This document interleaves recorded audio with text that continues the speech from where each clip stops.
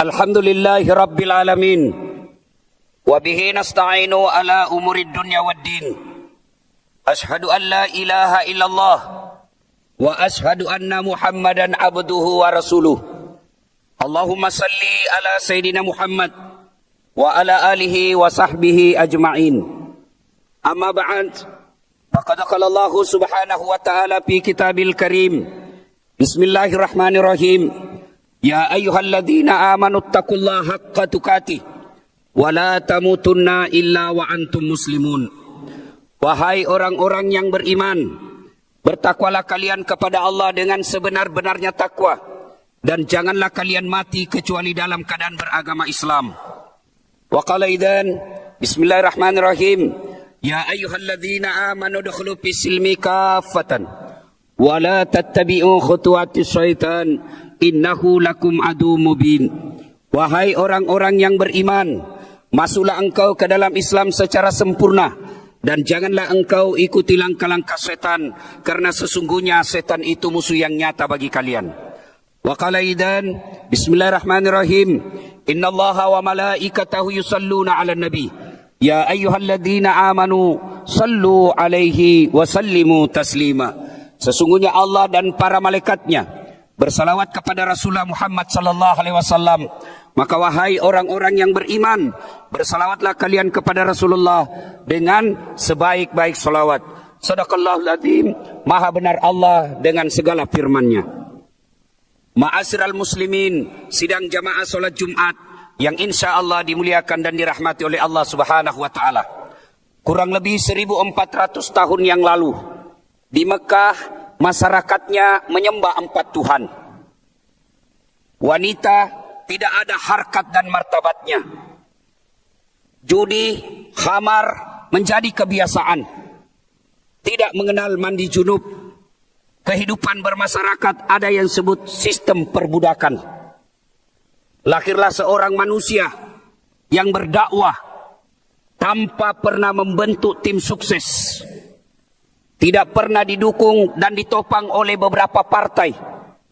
Tidak ada sponsornya. Sendiri berjuang dari awal. Alhamdulillah berhasil membentuk masyarakat Mekah yang tadinya 4 Tuhan, alhamdulillah menjadi la ilaha illallah Muhammadar Rasulullah. Yang tadinya perempuan hanya ditakdirkan lahir untuk melahirkan, bahkan diperjualbelikan. Alhamdulillah dengan izin Allah, wanita diangkat derajatnya ketika pemimpin ini berkata, wanita adalah tiang negara, hancur wanita, hancur negara. Yang tadinya khamar, judi menjadi kebiasaan mereka. Alhamdulillah, judi, khamar tidak ada sama sekali. Tentu menjadi pertanyaan, apa rahasia keberhasilan Nabi Muhammad sallallahu alaihi wasallam berdakwah? Apa yang menjadi tips sukses Rasulullah Muhammad sallallahu alaihi wasallam berdakwah? Lalu kita kaitkan dengan bumi pertiwi Republik Indonesia yang punya beberapa ragam agama di Indonesia dan beberapa budaya di Indonesia, suku bangsa yang ada di Indonesia. Bagaimana pula kita menyikapi perbedaan ini dalam menyerahkan agama Islam? Sidang Jumat yang saya muliakan, belajar dari sejarah Rasulullah berdakwah. Yang pertama, beliau luruskan niat. Apapun ibadah kita, apapun kegiatan yang kita sampaikan, maka pertama yang harus kita perbaiki, luruskan niat.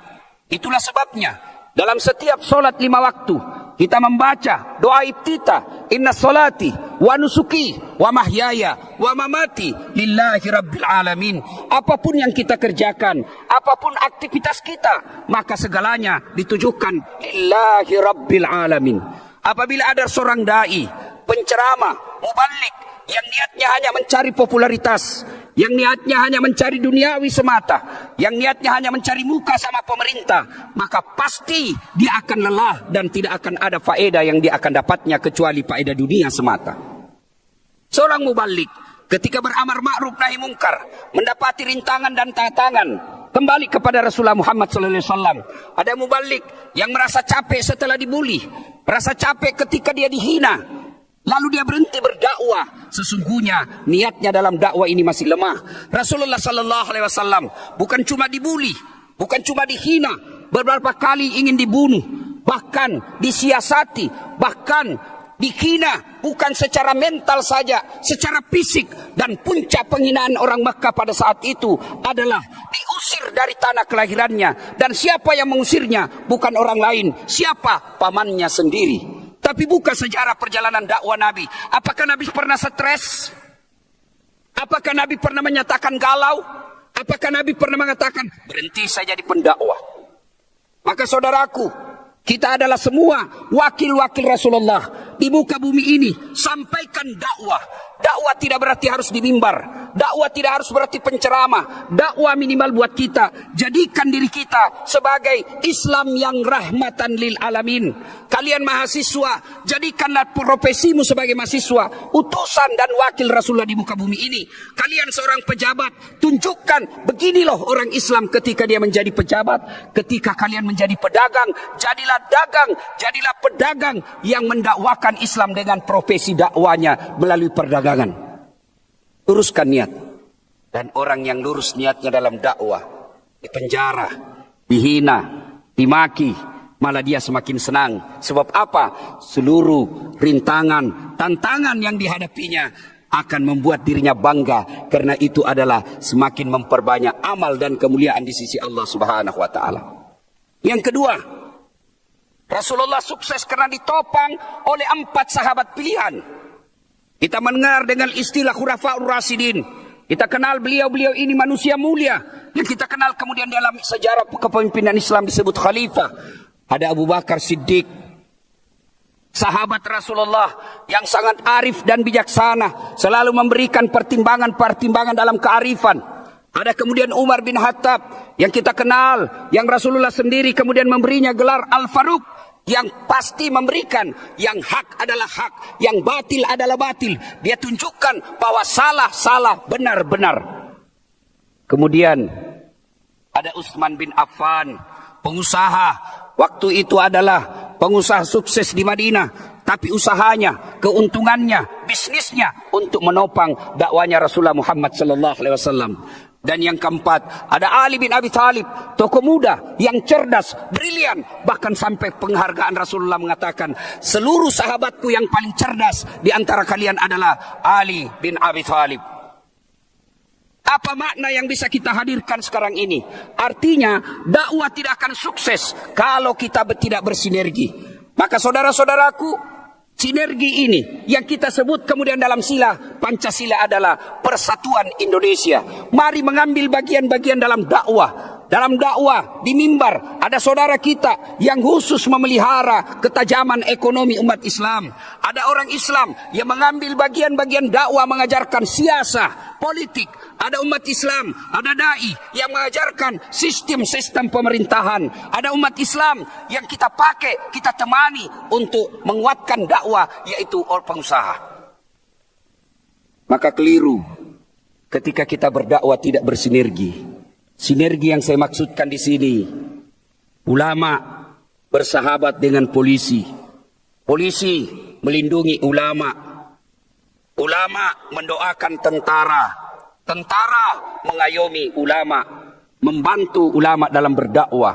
Orang kaya membantu ulama dari materi, memudahkan perjalanan dakwanya. Dan ulama mendoakan para pengusaha agar mereka mengusaha, berbisnis tetap dalam koridor menghalalkan yang halal dan tidak menghalalkan yang batil. Sinergi dalam dakwah. Yang ketiga, kesuksesan Rasulullah sallallahu alaihi wasallam, dakwanya adalah ditopang dengan akhlakul karimah. Dakwah paling efektif, dakwah paling populer, dakwah yang paling gampang menyentuh bukan dengan lisan tapi menjadi teladan. Laqad kana lakum fi Rasulillahi uswatun hasanah. Kita berbicara tentang dagang. Rasulullah adalah pedagang. Dan bagaimana beliau berdakwah dalam dagang? Tidak pernah menipu pembeli. Ketika ditanya, ya Muhammad, berapa harga barangmu ini? Rasulullah bersabda, Khadijah memberiku sekian modalnya. Kau mau beli modal boleh. Kau mau belikan untung juga saya kepadaku, alhamdulillah. Kalau seluruh umat Islam yang berdagang, yang ada di Indonesia seperti ini, insya Allah orang-orang akan semakin bersimpati dan akan mudah menerima dakwah-dakwah dalam Islam. Kemudian Rasulullah Sallallahu Alaihi Wasallam yang sangat populer, bagaimana beliau datang berdakwah di suatu tempat yang kita kenal dengan kisah di Taif. Rasulullah ketika mendapat serangan secara mental dan fisik, datang ke Taif dengan harapan mudah-mudahan di Taif dapat pertolongan dan simpati.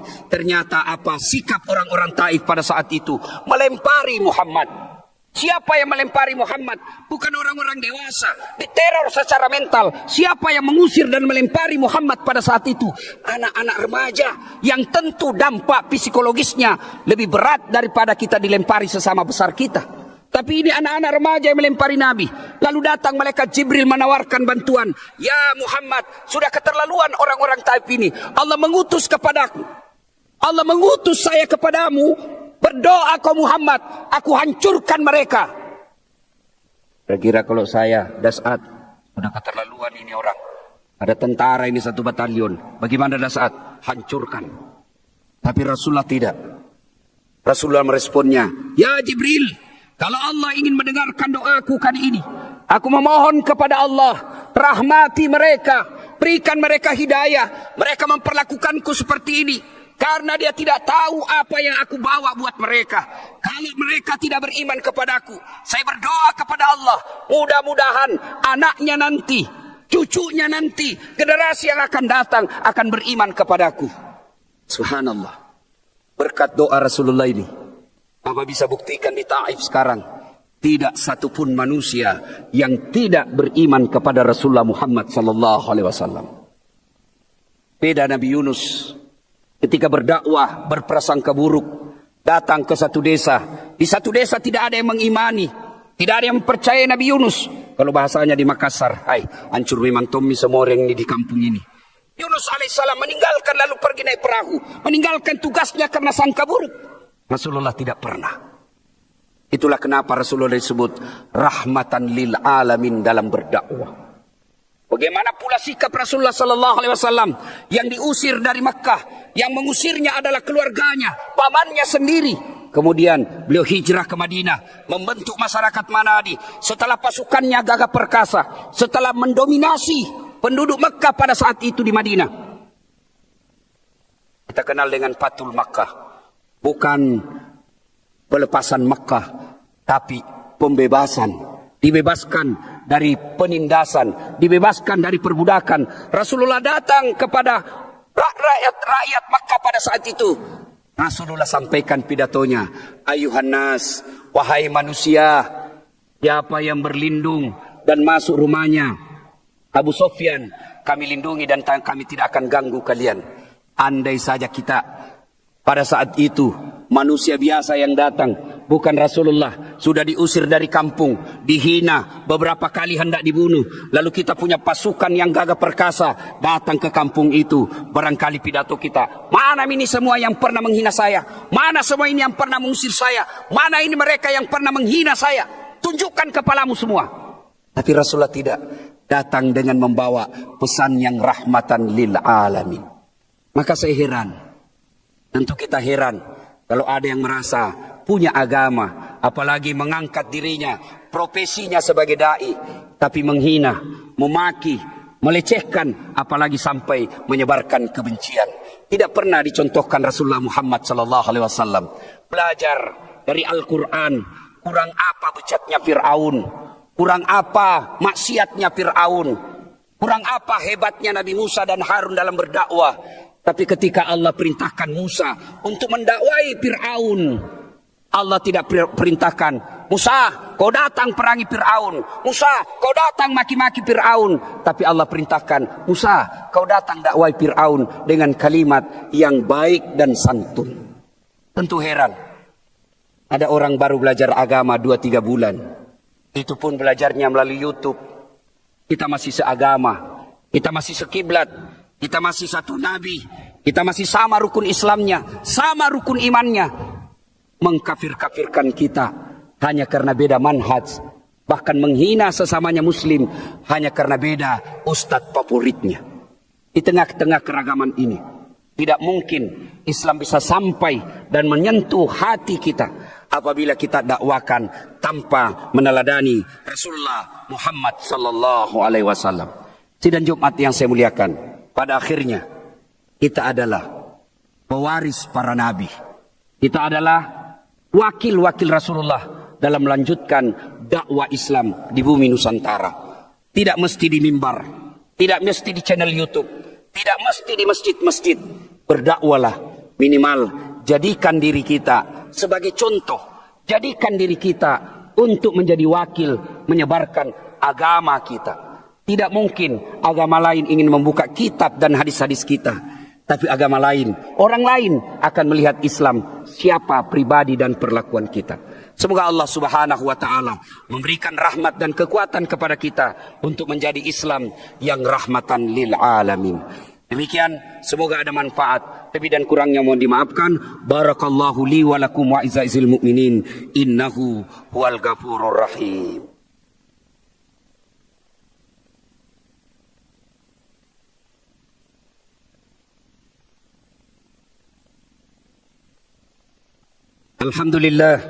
Alhamdulillahi rabbil alamin.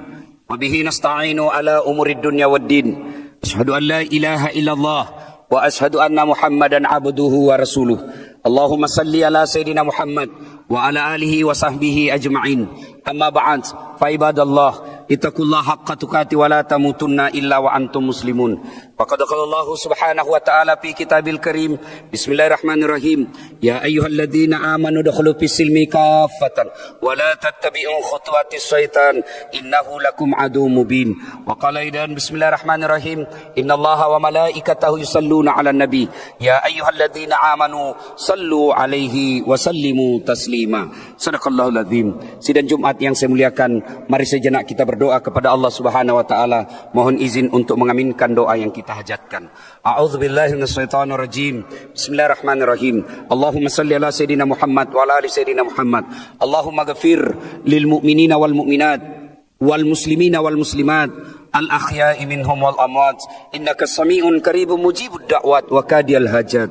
Allahumma inna nas'aluka salamatan fid din, salamatan fid dunya wal akhirah, wa afiatan fil jasadi, wa siyadatan fil ilmi, wa barakatan fil rizqi, wa taubatan qablal maut, wa rahmatan indal maut, wa maghfiratan ba'dal maut. Allahumma hawwin alaina fi sakaratil maut, wa najatan minan nari wal afwa indal hisab. Rabbana la tusi qulubana ba'da is hadaitana wa hab lana min ladunka rahmah innaka antal wahhab. Rabbana atina fid dunya hasanah wa fil akhirati hasanah wa qina adzaban nar. Subhana rabbika rabbil izzati amma yasifun wa salamun alal mursalin walhamdulillahi rabbil alamin. Aqimissalam.